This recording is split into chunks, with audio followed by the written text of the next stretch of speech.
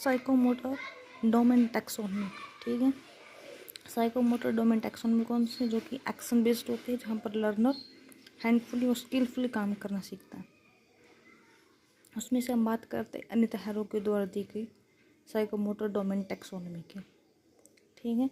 Anita harrow ने अपनी जो साइकोमोटर डोमेन टैक्सोनॉमी 1972 में दी थी, इसमें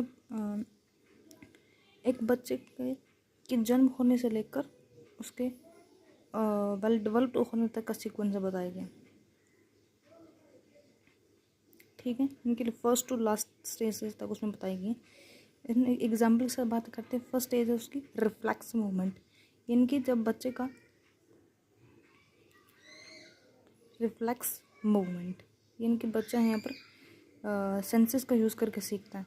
इनकी जब बच्चा बोर्न होता है तो उस सिचुएशन में उस टाइम में बच्चे का अपनी बॉडी के ऊपर कोई कंट्रोल नहीं होता, ठीक है।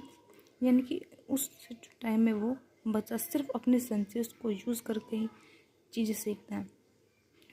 जैसे ही बच्चे के हाथ पे किसी ने अपने हाथ बच्चे को कैसा टच किया तो वो हंसने लग जाता है, ठीक है। इस स्टेज में जो बच्चा बिल्कुल ही न्यूली बॉर्न होता है, यानी कि 0 से 2 साल तक का हो सकता है। उसके बाद बेसिक फंडामेंटल मूवमेंट, ठीक है। बेसिक फंडामेंटल मूवमेंट यहाँ पर बच्चा चलना शुरू कर देता है, यानी कि जब बच्चा 2 साल से ऊपर का हो जाता है, 2-2.5 साल से ऊपर का हो जाता है, तो वो चलना शुरू कर देता है, ठीक है। उसके बाद परसेप्चुअल, इनकी यहाँ पर लर्नर है, इनकी जो बच्चा उसकी परसेप्शन से बनने लगती है।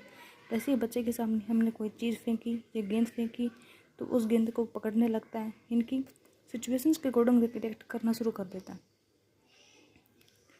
उसके बाद फिज़िकल एक्टिविटीज़, जब बच्चा थोड़ा और बड़ा हो जाता है तो इनकी फ़िज़िकल एक्टिविटीज़ करने वो शुरू कर देता है।